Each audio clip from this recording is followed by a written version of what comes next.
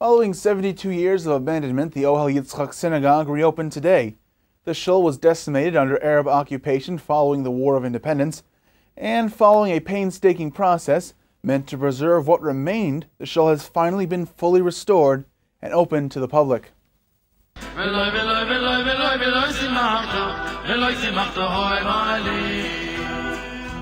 The Ohel Yitzhak, the 10th of Isaac synagogue, was rededicated Sunday after 72 years of desolation. This follows years of archaeological digs in the area. The synagogue is located a mere 80 meters from the Temple Mount in the Muslim quarter of Jerusalem's Old City. The rebuilding and rededication of the structure was financed by the Moskowitz family, with the actual work executed by Israel's Antiquities Authority in order to retain the synagogue's past appearance.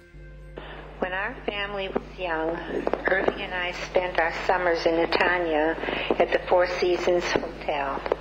In 1979, when we checked into the hotel, the manager came out and told Irving that a man had been calling him daily, saying he had an urgent message for him and would call him the next day. The next day, the man did call again and spoke to Irving and told Irving that he had something very urgent he had to talk to him about in Jerusalem. He agreed to meet the young man.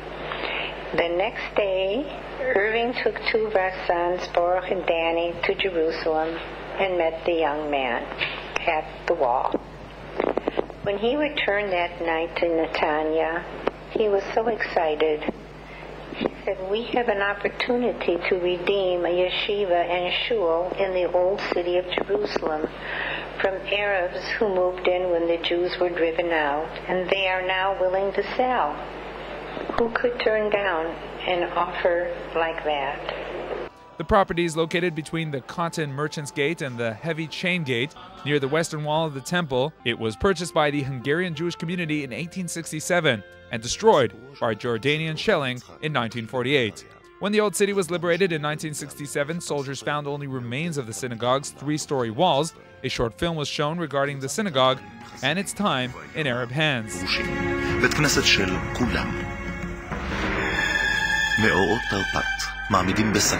15 years after the city's liberation, the American Friends of Everest Fund bought the grounds, with the painstaking process of rebuilding beginning a few years after.